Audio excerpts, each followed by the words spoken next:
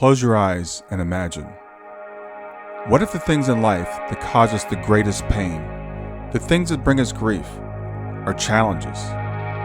Challenges designed to help us grow, to ultimately become what we were always meant to be. We feel like we've been buried, but what if, like a seed, we've been planted? And having been planted, we grow to become a mighty tree. Now, open your eyes. Open your eyes to this way of viewing life. Come with me as we explore your true, infinite, eternal nature. This is Grief to Growth, and I am your host, Brian Smith. Hi there, welcome to Grief to Growth. Whether it's your first time with us or you're a returning listener, I'm Brian Smith, your guide through a complex tapestry of life, where we delve into our essence, explore our origins, question our purpose, and we chart our paths forward. Today, we're really fortunate to have with us the esteemed spiritual medium and author, Carol J. Obley. Her work has been a beacon for those navigating the tender terrain between heaven and earth, offering not just a bridge for messages from beyond, but also deep, comforting insights into the nature of our existence and the continuity of our life after death. Carol has an extraordinary career that spans thousands of individual and group readings, and her ability to bring through names, personalities, and strikingly accurate validations from spirits has brought solace and has brought healing to many. Her sessions are renowned not only for the evidential quality of the communications, but also for the profound impact that they have on the lives of her clients. They offer guidance on a wide variety of life's challenges, from relationships to business to spiritual growth. And her compassionate approach to mediumship is underscored by her dedication to serving others with integrity and sincerity. She's a respected figure in the media, and she's a regular guest on George Nuri's Coast to Coast radio show, among others. She's shared her insights and live on-air readings with audiences nationwide, further cementing her reputation as a trusted voice in the field of spiritual mediumship. She's also taught at the esteemed Lily Dell, New York, the largest U.S. center for spiritualism, and has helped many to develop their own spiritual paths and understandings. So with that, I want to welcome to Grief to Growth, Carol Obley. Good to be with you, Brian. Thank you. Yeah, Carol, it's great to meet you. Great to be with you as well. Whenever I talk to mediums, I'm always curious, like, how did it start for you? So how did mediumship start for you?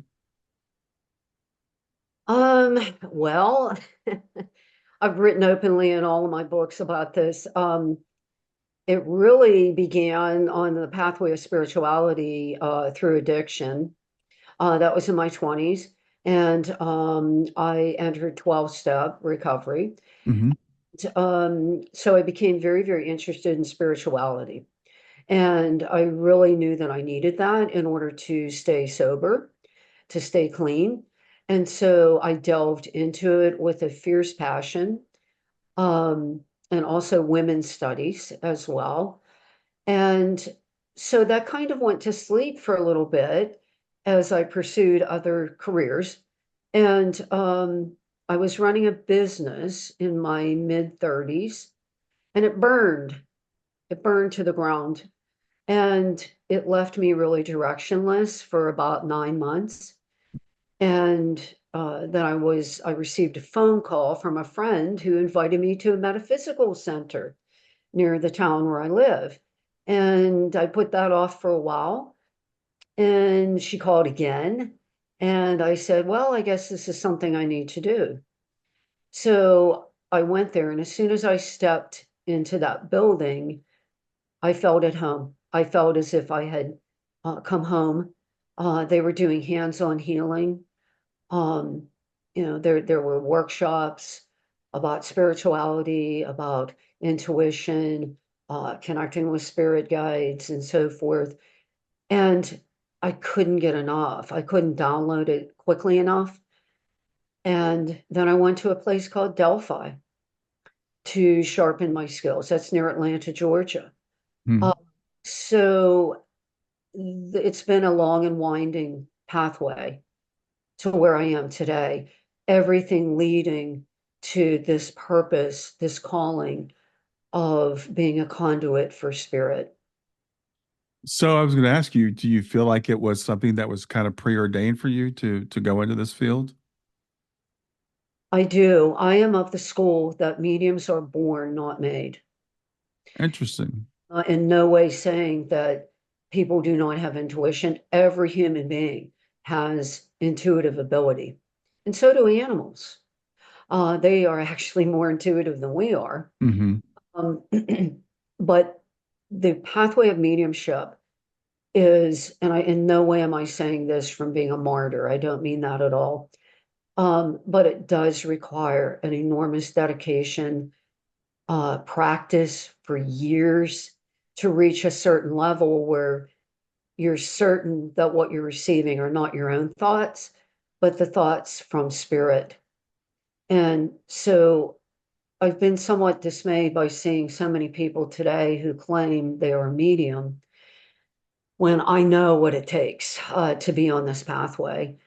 And again, I'm not saying that from I'm better than anyone. Absolutely not. That's why you'll never hear me use the word gifted. Hmm. There is humility that needs to accompany this pathway. Yeah, that's really interesting. I want to explore that more if you don't mind, because there does seem to be a debate even among mediums, and I have a lot of friends that are mediums. Are mediums born, or can anybody become a medium? I've heard people say it both ways. But it's interesting because you're not one of those people who I know some people that I started seeing spirit when I was 3 years old, that kind of a person. So Mhm. for you, you developed your talent, let's say, later in life. That's when you started becoming a medium. That's correct. Although, I am very skilled with astrology as well. I've Hmm. done it for many years, and I offer karmic astrology or life path astrology for to help people understand their challenges, their skills, what karma they've come in with. If you look at my birth chart, if you know what the planets symbolize, it's right there in my birth chart that I was born with the ability. However, just like being an athlete, a musician, or anything else that requires training, the skill has to be honed and it has to be developed. And Yeah, I think that's a really important point. yeah, Um, I, there also has to be sort of an overcoming of these false beliefs that we can hold. Um, the biggest one being trust, surrender to mhm, spirit. The spirit is my word for God. That's with the capital S. mhm. Um, and understanding it's never about me. It's something much bigger than me. And so that operates through me, but ego really doesn't have a place in this work. Yeah, I think I like I'm enjoying having this conversation because I talk to people actually fairly recently, and I'll refer some people to mediums sometimes, and people will come back and say, why do they charge so much money? Or why do they even charge at all? It's a gift, so they should give it away freely. So I appreciate you telling us like what it takes to become a medium and the dedication it takes. Yeah, thank you for mentioning that because most people think that I just woke up one day or, well, when did you know you had your gift? Well, first off, I don't call it a gift. Hmm. It's just what I happen to be doing. The truth is this, no matter what a human being is doing in life, it's all valuable. I don't care if you're a janitor, you're a teacher, you're what you're doing, with psychology or whatever, helping people in that way. It's all essential because Hmm. it's all part of God. It's all part of the big puzzle. So there is not one skill or one profession that is more valuable than another. And absolutely, I will tell you that it takes many years of sitting in the power of spirit to reach a confidence level that you can absolutely know that what you're receiving is valid and accurate. And also, you constantly have to do your own inner work. You have to do your own shadow work. Hmm. You cannot help others when you're carrying around a bunch of baggage of your own. Yeah, I think that's again people don't really understand the dedication that it takes. And you're right, everything we do is valuable, whether it's from being a janitor. We saw that during COVID, right? When when we needed, we start calling people essential workers. Whereas before we kind of devalued some of that. But mediumship, I think, it's more than just being a profession. It's a calling. It's something that you have to really dedicate yourself to. And I when I talk to mediums, I come from a background of ministry. My grandfather was a pastor, his parents were pastors, and we call it a calling. You get called into it. And I see mediumship as similar to that as a ministry. Yes, that's a very good point. I believe that it definitely is. And not everybody, it's like I love music, and I've loved music since I was a little girl. I had an old 45 record player. I'm dating myself with that one. I would love to play an instrument. And I did for a brief time. I played the piano, but I didn't want to practice. I was just young. Right. And so I could probably play chopsticks on the piano, but am I going to get on a stage and give a concert? No. So, it's very similar, or, I could run a 100-yard dash maybe, but I'm not going to be in the Olympics. Hmm. So it's much like that. And so, yeah, it really does take a certain temperament. It takes, spunk. It takes stamina to stay on the pathway. If I had $1 for every time I wanted to quit, I'd be very wealthy. Really. Well, yeah, I mean, discouragement, um, every once in a while, the skeptics and, oh, you're a charlatan. I don't know any other profession that really gets that those sorts of comments, that I have to prove I'm real. You know what I mean? That So yeah. nowadays, and then I get the religious backlash too, that what I'm doing, oh, you're communicating with devils or whatever. So that doesn't bother me at all. I just whatever. If you want to believe that, you're free to believe that. Yeah, I well, that's a good point you made about the backlash, and it's from both sides. It's from the materialists who say that it's all fake, that it can't be real. And as you said that, I'm like, no, I can't think of any other profession where you are constantly having to prove that you're real, where people actually even come to you and say, prove to me that you're real.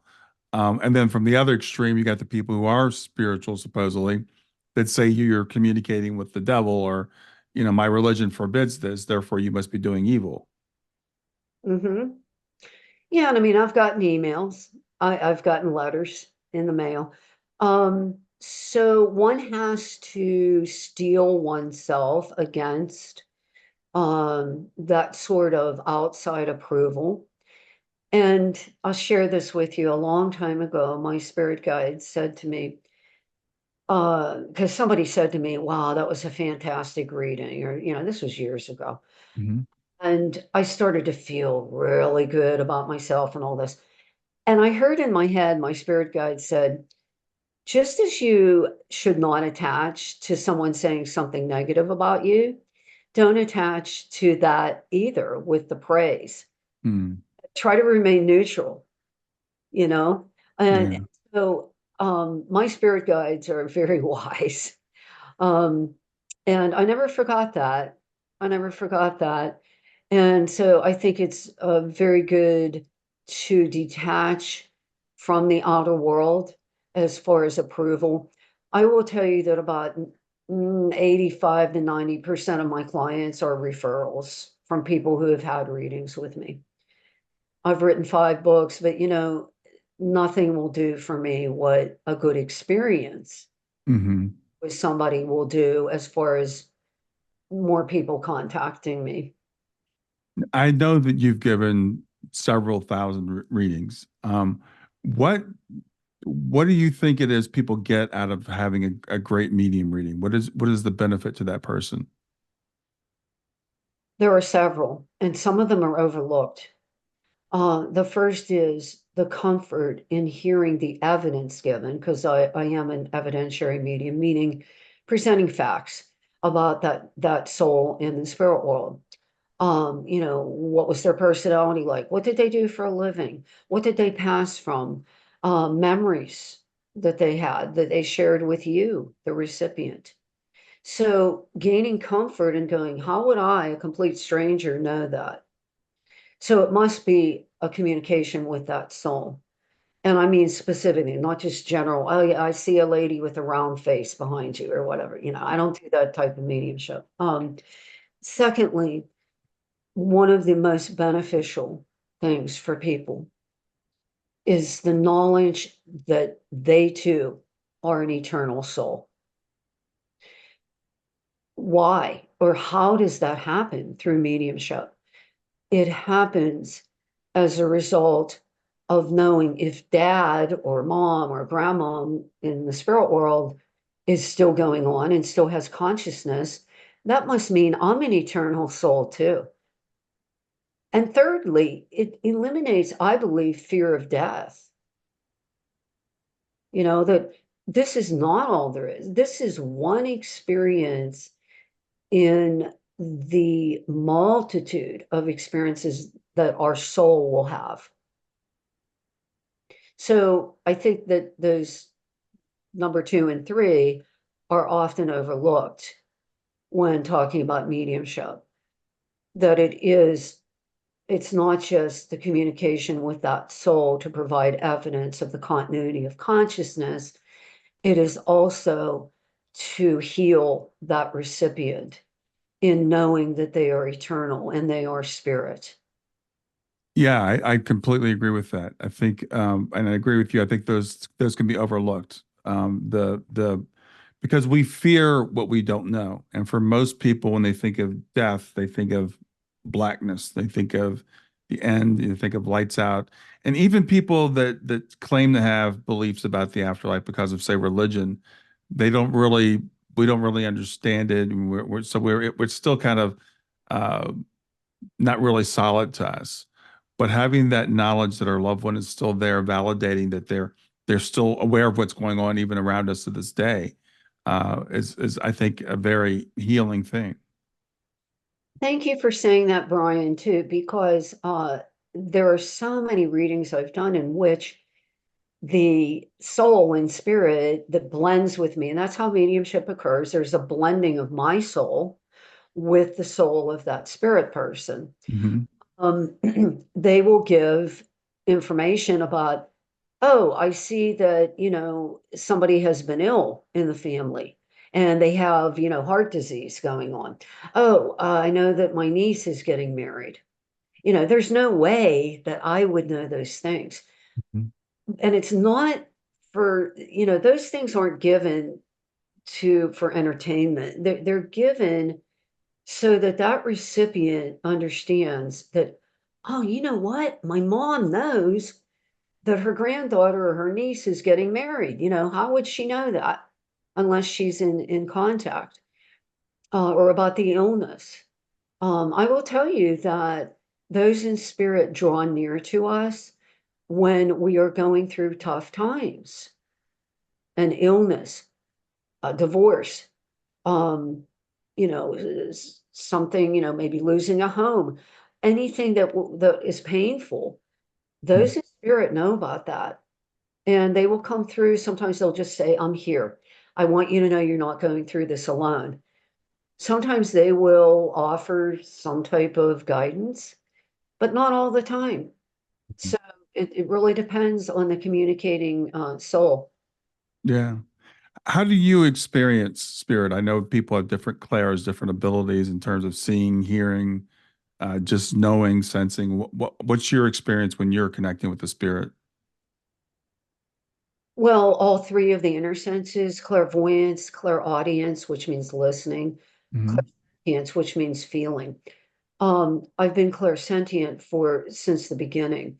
From clairsentience arises the other two senses, but it's mainly the best analogy I can give you, and I think it's probably something most people can identify with. If I held up a painting to you and I had it covered with a cloth, and I say, Brian, give me your impression when I take this cloth off. And so then I remove the cloth and you see the scene or whatever it is in that painting, and you go, oh, I feel calm when I look at this, or I feel, you know, I don't know, that this is very beautiful, or, Hmm. there's some sensing that's going on through that impression. That's really what it's like for me, that it's a feeling that will open then like a bloom on a flower. And what I do is, and how I've been trained, is to follow that spirit communicator, to surrender to them, because it's, as much as it's the client session, it's the spirit world session. So I'm really serving them as well as the client. And I have an absolute obligation. I've made a commitment to communicate for them because they're no longer here physically. So I follow, the first thing that I notice about a spirit communicator is what I will voice. It might be what they passed from. Here's a gentleman here. I got a dad figure here. He's showing me he had an enormous amount of problems with his legs. He had congestive heart. He was very weak. That sort of thing. Hmm. Or I've got mom here. She's holding out a flower pot, and in that flower pot are geraniums. And then I get a feeling, oh, she tells me that, you maintain her grave all the time. You put geraniums there. That it's the first thing I notice. And then it's sort of like you and I having uh this interview where things will just flow. But I follow your lead, and that's what I do in the session. So it's really a very receptive or feminine position to be in. Has Hmm. nothing to do with gender.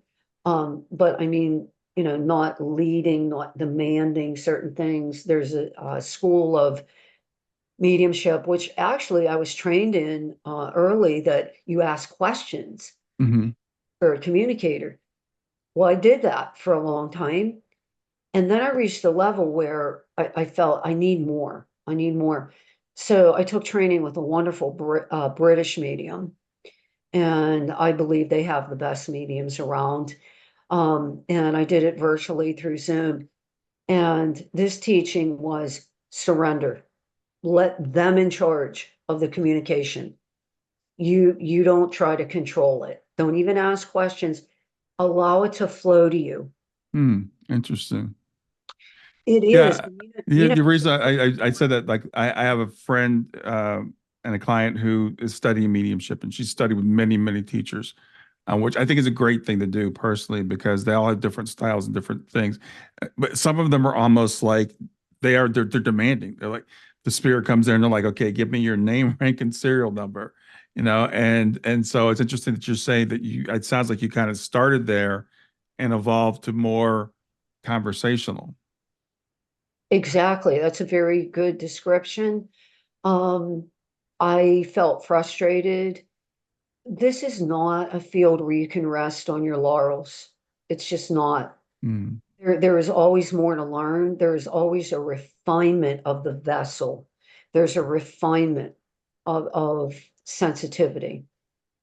And, so yeah, even at this point, 14,000 readings later, I'm still taking training because I want to serve even better and to give even more specific things to clients.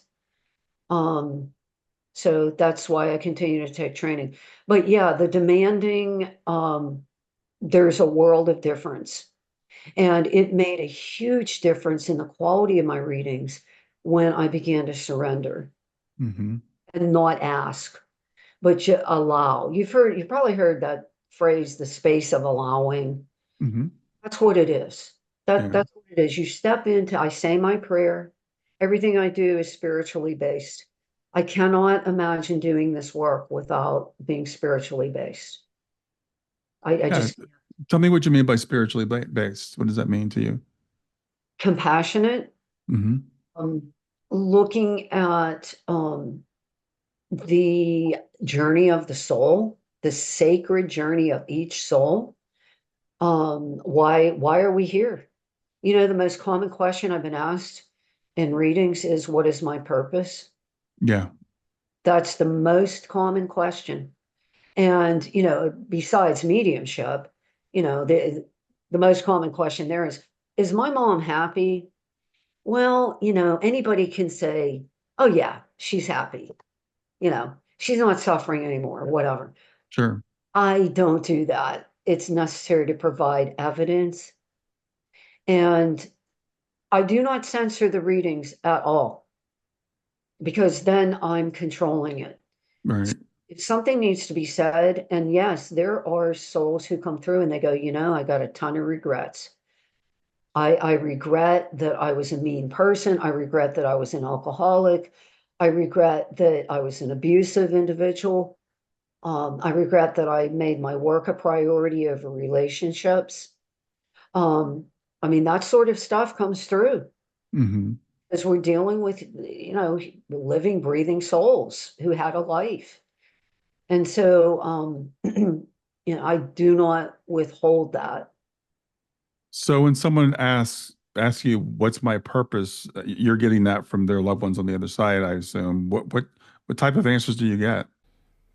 Time for a real quick break. Make sure you like and subscribe. Liking the video will show it to more people on YouTube, and subscribing will make sure you get access to all my great content in the future. And now back to the video. No, not necessarily. Um, Okay. well, it depends. Sometimes I will use the birth chart because in the natal chart, the minute that the incarnating soul came into the body of the infant, the planets were in certain signs. They were in Mm-hmm. certain what are called houses, which relate to areas of life, of human life. They were in certain relationships with one another. By studying and looking at the birth chart, one can determine what the karma is, where the soul, I'll put this in quotes, left off in Yeah. prior lifetime. Okay.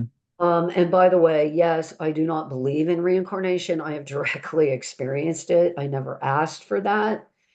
It came through to me spontaneously many, many years ago. I would be sitting with clients, they're asking routine questions. What about my job? What about a relationship? And then all of a sudden, I would see a scene that would unfold above their left shoulder. And at first, I didn't relay that to clients because I was a little bit confused by it. And then I got to the point where I'm going, you know, I'm going to say something about this. And when I would, um, the person would go, that's funny. And as soon as I hear that's funny, Mm-hmm. I know that it's accurate and I know that the person identifies with it. Mm-hmm.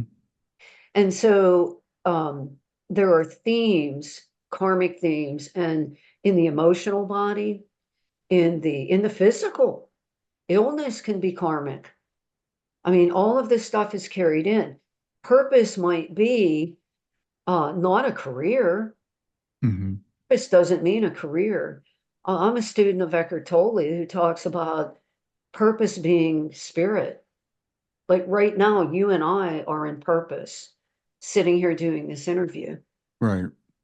Tolle says it's what you are doing that you're emanating purpose. Now, is that in alignment with the higher self, with the soul self? If we're radiating God, then we are. You know, we can radiate the ego too. Right. We Right.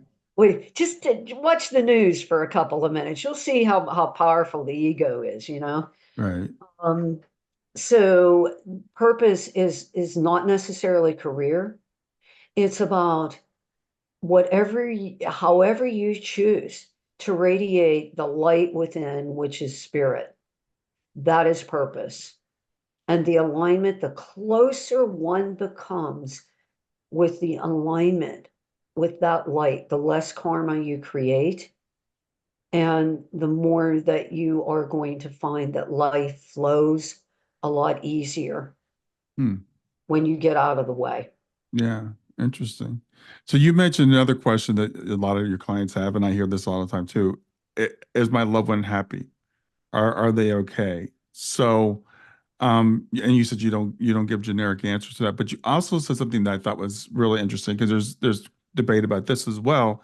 I've heard some people say there are no negative emotions on the other side. We can't experience any kind of negativity. What's your experience been with that? I would agree, and that takes a short, brief explanation. Hmm. The personality really dissolves when we go into the spirit world. And you might ask, well, then how come, when you're doing readings, you can go, oh, yeah, your dad was a funny guy. Your grandfather and your kid, he was a minister, he was a holy man. Or, how can you do, if it dissolves, how can that? Hmm. Because when that soul is now blending with me, they have to lower their vibration. I have to raise mine. That's why it's called mediumship, because we meet in the middle. Hmm. That person, that soul is using the personality, or there's a memory, there's a memory of that personality contained within that soul that I become aware of. It's really, mediumship is becoming aware of the totality, or I shouldn't say totality because that's impossible, aspects of that soul's experiences. Hmm. That's why memories will come through. Okay. Oh yeah, remember the time dad took us on this vacation to the beach and there was a funny incident that happened. Hmm.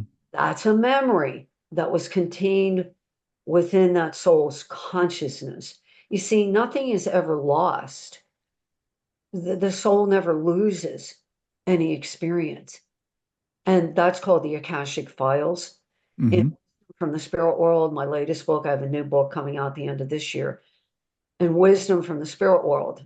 um, I write about that, about the Akashic Files. The whole first section is called You Signed Up for This. Yeah. Yeah. Yeah. We did. We did. So in the Akashic, your Akashic, my Akashic, everything that we've ever done since the beginning of time is in that Akashic file. It's like a giant tape recorder that's always going, always recording. Hmm. And you can access that through the subconscious. Yeah. So I do want to explore this a little bit more because I I'm trying to, when we cross back over, we're still who we are. We're still a person. We're not, we don't, as my friend Kelvin would say, we don't merge into the cosmic soup. We still retain some individuality. But I also heard you say that the personality dissolves. So can we expand on that a little bit more? Sure. Well, you've probably heard that when we cross over, and in my second book, I'm Still With You, I wrote about what happens when we die. There's a whole chapter. It's called Death, a Beginning. Yes, yes, I want to talk about that too. So it's we're reborn into our natural home, which is Hmm. the world. It's eternal. So we are eternal beings. What happens is we go through that life review. And in Wisdom from the Spirit World, there's a section there called the Soul's Report Card. What do I mean by that? Hmm. Well, you and I grade ourselves.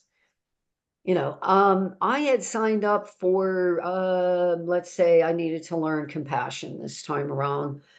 Um, okay, I look back at my life from when I was born till the point where I died. How did I do on that? Did I get a C? Did I fail? Did I get an A? And so from that vantage point, and there's no lying. This is what I mean by dissolving the personality. There's no deception. There's no screen. There's total transparency. Mm. And um, it's, an honest assessment of, I chose this particular personality. And we do. We choose parents. It's not on a conscious level, but it's on a soul level. And so I chose this particular personality. I chose, to be male. I chose to be female, whatever. I Hmm. chose this particular race. I chose this particular religion, this geographical area for purposes of advancement of the soul's plan. So the personality is no longer needed because the personality is an extension of the ego. Hmm. The ego, and I'm not demonizing the ego. Too many New Age teachings have demonized the ego. I absolutely do not look at the ego as something bad. It's necessary. It's part of us. Hmm. But in the spirit world, there's a return to it's sort of taking the cloak off. Yeah. You see? Now, coming back in, here I am in the spirit world. I want to communicate with my daughter. I'm her mother. Um, and so I'm blending with the medium who would do Hmm. that. And the medium is becoming aware of that personality that I had. Let's say that I was a really generous person. I was very giving to the family. I was family centered. Would probably come through in the reading. Now, the personality is a servant of the soul. Many people in our world today have it reversed. And I will tell you that the personality, it will never be, it's going to be dissolved. So that's not the true essence of who you are, I am. Our true essence is the soul. So do we actually choose a personality? Have I directly experienced that? Because usually all I talk about in interviews and my books is what I've directly experienced. Hmm. I have not directly experienced that, but it feels right to me that we become the pure essence again of spirit. Okay. Yeah, it's interesting. So you're saying as a soul, we choose the conditions of our life. We choose kind of a plan, and this personality that we have when we're here, and it's to serve, I guess, that plan and to serve that soul. But when we go back, that personality is no longer necessary in the spirit world. Correct. Yeah, you put that very well. Um, it's the personality is chosen specifically by, I know this is hard for people to really understand, not you, but maybe some people listening.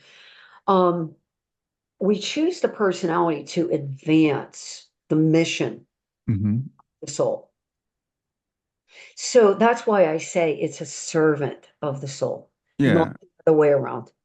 And don't know, maybe servant isn't that, but it's there for the evolution of the soul. Let me state it that way. Some people will allow the personality to lead, and that's where you end up in trouble. That's where you're going to end up in trouble. Because the ego is, I mean, it's a wonderful thing, our ego, but it also has beliefs. It also has defenses. It also sees division. The ego also sees separation. Um, I mean, Yeah. just take a look around. That's where we're at right now. Yeah, and I think this is I would say this is not a 101 conversation we're having, or 101 conversation we're having here. This is a little bit more advanced, but it's some of the stuff that I'm coming to understand. Mhm. And, what we call ego or personality, as we're in the body and before we start to understand some of these concepts, we identify with the body, first of all. And then maybe we start to identify with our personality or ego. And it takes us a while to realize that's not me either. So first it's like I said, first it's the body. It's like, well, no, I'm not my body, I'm my mind. And then it's like, well, no, I'm not that, I'm this. And there we are these multidimensional complex beings. And one of the challenges of being human is figuring out who we are. It is a challenge. It is a challenge. That's for sure. Um, there are so many people nowadays. It began in COVID for me with what I was seeing here in my private practice of mediumship. And I do all my readings through the phone or through Zoom. And I read for other countries, all of the US. I started seeing people and connecting with people who were during COVID and that great transformation, I don't know who I am. I lost my job. I lost my business. Who am I? And Mhm. actually served, there's always the polarity operating. There's always negative and positive. So, oh, this is a catastrophe and look what's happened. I lost the job and I don't know where to turn. But there is an opportunity embedded within that to open you up to use new skills, to learn new skills. And also anxiety and depression being epidemic now. That started really intensified during COVID. Right.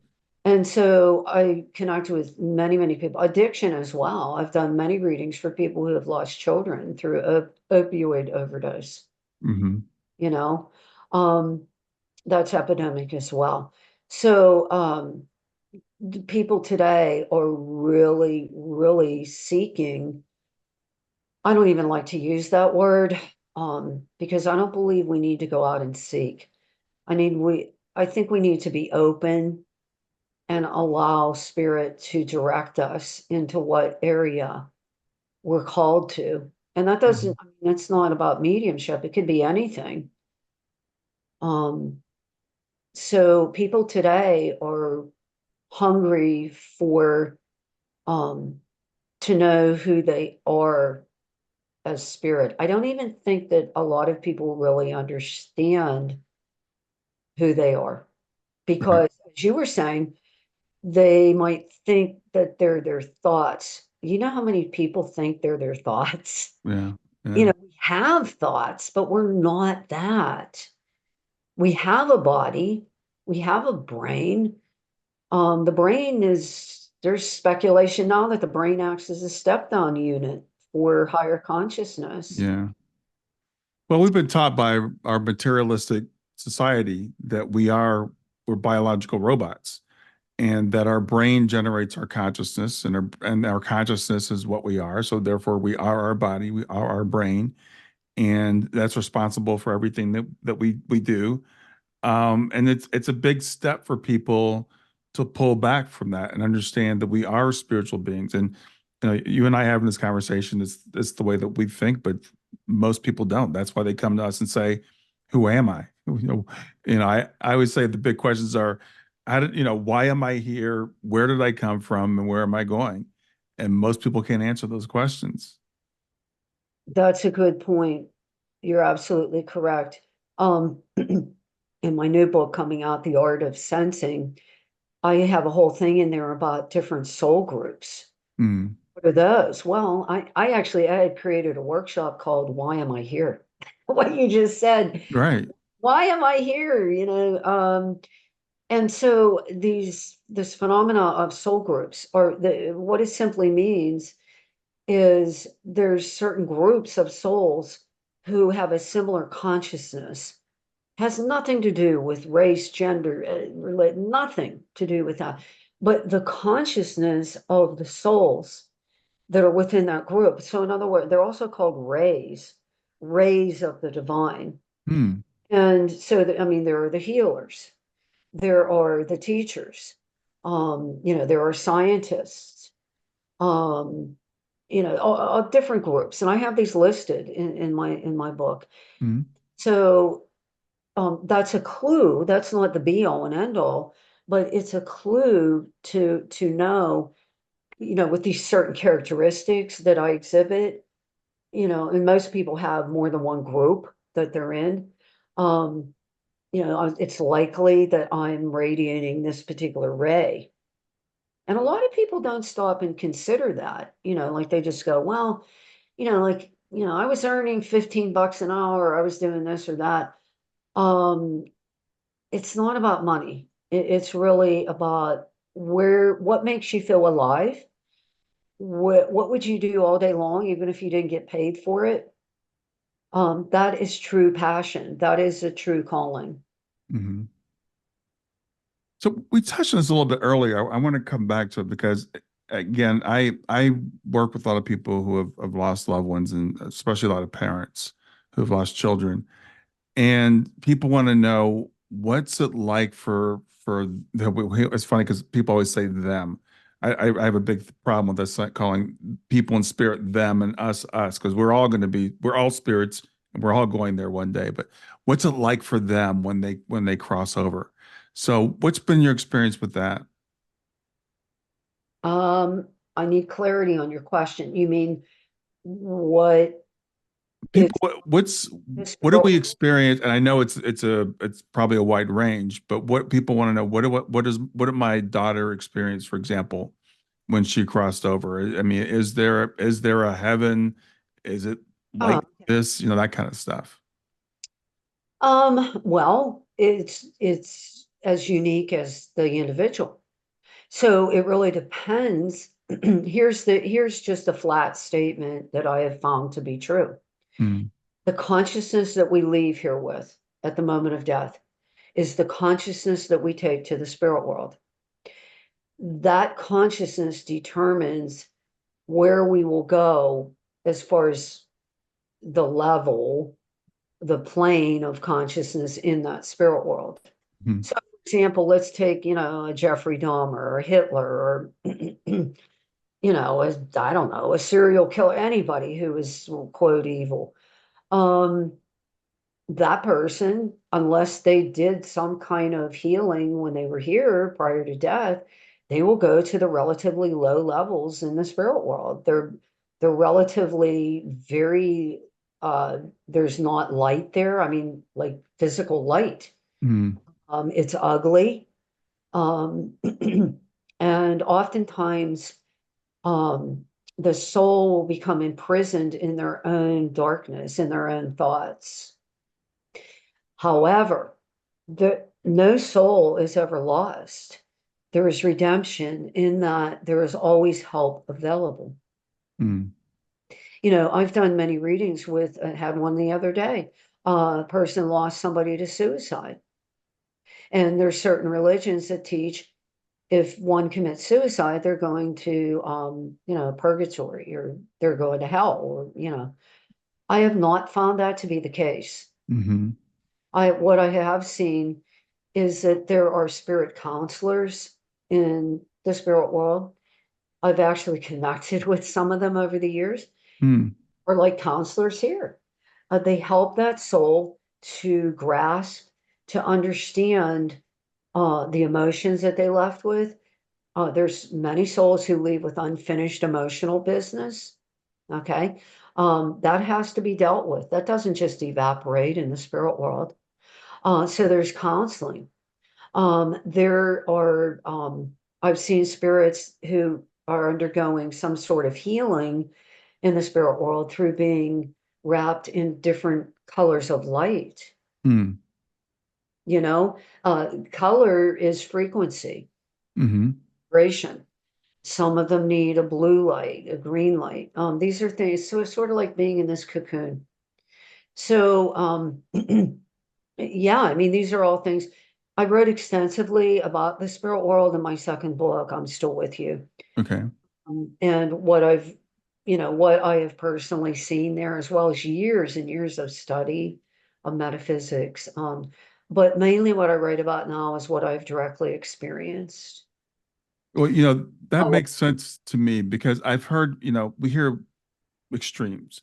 So we hear from the religious world sometimes, well, it's heaven and hell, it's black or white. There's two choices, it's binary, and they're both eternal. So if you did something bad or you die in the wrong state, you're in hell forever. And then I've heard other people, I think maybe as even a rejection of that, saying everything's love and light. Everybody goes directly to the light, and then people say always, what about Hitler? What about Jeffrey Dahmer? Do they go directly to the light? And I think that your answer is a lot more realistic, frankly. I mean, it doesn't make not everybody here is in the light, and everybody here wants to be in the light. And so I think there are some people that for whatever reason might say, I don't, that's not where I want to be right now. well, you're exactly correct. You can't just automatically in the spirit world there is a one of Christ's Jesus's sayings from the Christian Bible that says, "In my Father's house there are many mansions." Right. Hmm. And what he's referring to, I believe, and a lot of his things were highly metaphysical. a lot of his sayings, that there are levels, there are different levels to the spirit world. But levels mean states of consciousness. That's what that means for people who Mhm. not understand that. So that's what I believe he was referring to. And so you cannot, if you're, a Jeffrey Dahmer, you can't, die and go, well, I'm going to go up there where, the ascended masters are, like Buddha, Krishna, Right. Jesus, whatever religion. You cannot do that because your consciousness does not match that. And natural law, which is also what I've wrote about in this new book, God's laws, which are the only valid laws in the entire universe, Mhm. like energy attracts like energy. So therefore, it's impossible energetically to be drawn to something, that doesn't match your vibration. That's why when people go, well, are you afraid of, talking to negative or evil spirits? No, because I don't emanate that. I'm not negative or evil. I might be negative sometimes, but I'm not evil.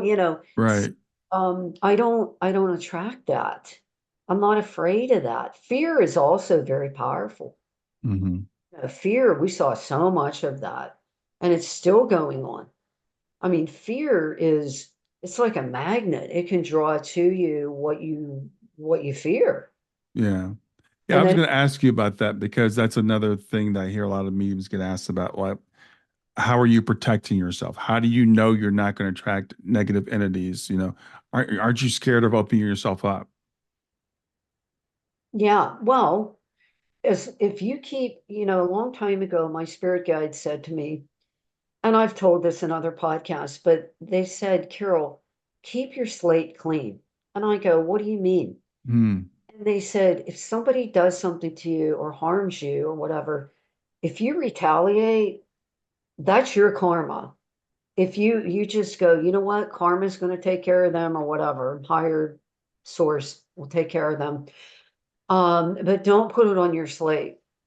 So if I do my own refinement and I'm coming always from an intent of help, when I sit with a client on the phone or through Zoom, my intent is to help, Hmm. not to hurt ever, ever. So, coming from that intent, I really don't think that demons or the devil wants to help. So that's why I'm very confident. Uh, has it affected me physically? Yeah, because energetically I've changed so much since I've been doing this work. Oh, really? In what way? Well, for one thing, I've become vegan.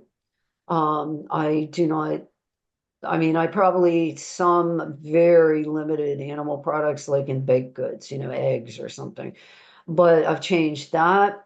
I spend a lot of alone time, even though I'm married. I mean, alone time is very necessary. I meditate every day briefly. That changes one's energy. Hmm. And I've had to do an enormous amount of self-forgiveness work because during addiction, I mean, this is many years ago, I was during my 20s, I hurt people. And that when I have entered into this type of work, Hmm. I wanted to balance that and heal that within myself. And so I really had to focus on self-forgiveness. I've written a lot about forgiveness in my books. Right. Wisdom from the Spirit World, there's a whole big section on forgiveness and the importance of self-forgiveness. Let's talk about forgiveness a little bit more because a lot of people, I think they misunderstand forgiveness. And they say it as, okay, you can't tell me what to do. You can't make me forgive somebody. And I ever saw someone on Facebook just a few days ago. It's like, you can't make me forgive. And I'm like, well, no one's trying to make you forgive. So what are your thoughts on forgiveness and its importance? Well, you're absolutely correct. Most people believe that it means, well, my dad abused me horribly, but I'm going to forgive him now, and that's all okay. It doesn't mean that, at least in a spiritual sense. In a spiritual sense, it means a release of the past. Simple, simple. I make a conscious decision to release the past. That doesn't mean that I'm putting a stamp of approval on it. What it means is I continue to carry hard emotions, anger, bitterness, resentment. It's a good way to get heart disease. Yeah. This stuff will go into the physical body if it's not 100% of the time, but I've seen it happen with people. That again, it's about keeping your slate clean. Um, you know, to release that. One of the four spiritual laws of prosperity, I studied these a long time. I'm a voluminous reader and I'm always watching videos on YouTube. I'm constantly learning.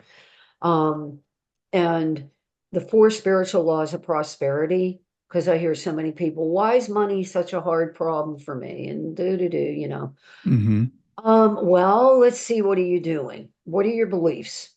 So one of the four spiritual laws of prosperity is forgive everybody all of the time, including yourself. Yeah. That's one of them. Another one is tithing. Giving, it doesn't have to be 10%. Mm-hmm. If you can't do that, but give to some place where you're spiritually fed, Mm. because that multiplies. That multiplies. Um, so and I feel I should have given the name of the author of that book. I cannot remember her names. I think it's Edwene Gaines. Her father was a fundamentalist minister, Oh, okay. and she was raised in the sort of that. But I found out about her through Unity, Okay. Yeah. workshop with her at Unity. Mm-hmm. So it was tremendous. So I practice that every Sunday. I write out, they're not big checks, but I write out checks to charities, you know? Um, and I believe that it's an obligation. I believe that, you know, that everything returns. And I can tell you 100% it will come back to you. And oftentimes unexpectedly. Yeah, well, you've spoken quite a bit. You've mentioned the word karma. So I think a good way to kind of wrap up is to help people understand what does that mean? Because again, I think there's a lot of misconceptions around some words that we think we know what they mean, but we really don't. Karma simply means cause and effect. Everything that you see in the physical world was first a thought. It was either a collective thought, or, if you believe in the Bible, I mean, it was God's thoughts that created the earth, Mm-hmm. universe, well, it doesn't matter. It was thought. And so we've all heard the cliches, oh, our thoughts create our reality and all this. Well, it is a cliche, but it is true. So a lot of mediumship also involves, I'm going to be honest, counseling. I don't bill myself as a counselor. I have a minor in psych from college, but I end up, doing a lot of counseling with people. And I don't misrepresent myself, but sometimes it's just things that are so obvious, and I have to remind people about. But karma simply means what you create, you receive. Mm-hmm. Yeah, I love what you said about mediumship being about counseling, and we have to be careful when we use terms because counseling has a medical connotation. Oh Just yeah. like me being a life coach, I'm not a counselor, but I think as a medium, you're not only there to, you said you're serving your client, the sitter, you're serving the spirit world, but you're also, I think, you're there to heal. And it really irks me, and I know people have to do it for legal reasons, but when people put it on their websites, for entertainment purposes only, because I think a lot of people still think of mediumship as for entertainment, whereas mediumship is about healing. Mediumship is about, it's about lessening that grief. It's about lessening the fear. It's about making that connection. It's about the continuing bonds that we have. It's not a joke, going to a medium. Yeah, well, I've had to turn, as you can imagine, dealing with the general public, I've had to turn some people away. I remember one time, you'll probably get a chuckle out of this, Brian. Somebody called me and he goes, can you tell me who's going to win this football game? Yeah. Yeah. Like, no. Or I've had people ask me for numbers. I mean, that's more psychism. I am very psychic too. I don't usually use that word. I say spiritual medium because Hmm. psychic is a very loaded word in the popular vernacular, But if I use my abilities in that way, I would lose them probably. But if people go, yeah, what are the good numbers to play? And nah, that's, this is not fortune telling. And believe it or not, I mean, there are still states that have fortune telling laws on the books, Mm. not allowed to do this. Hmm. And so that's why I say no. I do have a minister's license. I got that years and years ago. Yeah. And I had to do certain things in order to get that. It wasn't like off the back of a matchbook or anything. So, Right. um, you know, it's it is what it is. But not this is not for everybody, but it is for some people. And I'm very realistic. I'm extremely transparent, and I tell people this is one tool in the toolbox. Go to someone like you, doing grief work, go to a regular psychotherapist, do journaling. This is just one tool in the toolbox. It's not a cure-all. Yeah, it's not a cure-all, but it is a very powerful tool. I know that some people have gone to had a great medium reading or two and said it was more valuable than a year of therapy because again, that validation that our loved one is still there, that validation that we are still going to continue on. There's something about that that can be very, very healing. Yeah, thank you for saying that because I too have been the recipient of those sorts of comments. And I have actually, when I used to do in-person readings, I would watch people when they came in and even their body posture, their demeanor, Mhm. kind of down or they're slumped or whatever. And then like the half hour session or the hour session, they're totally different. And that's not me. I'm not taking credit for that. It's spirit working through me. And I've had people say, and they'll go, I can't believe what you said to me just really changed everything. And I always just say it's not me, but yes, I'm the conduit. Um, so thank you for Yeah. saying that. I Well, appreciate it. again, thank you. Thank you for being here. Thank you for doing what you do. So, remind people of where they can find you. And I know you mentioned several of your books. So, what's your most recent book? Um, the most recent one is Wisdom from the Spirit World. Hmm. New book coming out end of this year, and maybe you and I will get together again for that Yeah. one. My website is soulvisions.net. That's plural, visions, soulvisions.net. I also have a Facebook page I'd like to mention, and that's Hmm. facebook.com/soul medium, SOUL, plus the word medium. I put on there everything I do, every podcast I do, I post it there. You can get my books through Amazon, they're on Kindle, they're on Barnes and Noble, Nook. My publisher, which is Collective Inc., 6 books is the imprint, any of these places. But you will not get an autograph copy unless you go to my website and I mail them out. So Awesome. you won't get that through Amazon. I can't beat Amazon's prices though. I just can't, even Right. as the author. Well, Carol, thank you so much for being here. Thanks for what you do, and enjoy the rest of your afternoon. Thank you, Brian. It's been a pleasure.